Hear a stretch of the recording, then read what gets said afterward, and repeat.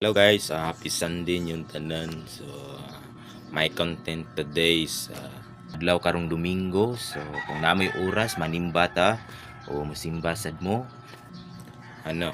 So, usbon ko nga manimba mo ug manimba sad mi. Manimba mo.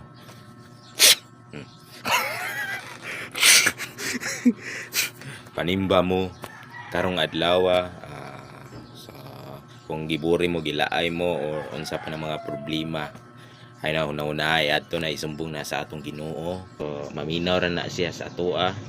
So aron maganggaan sa datong na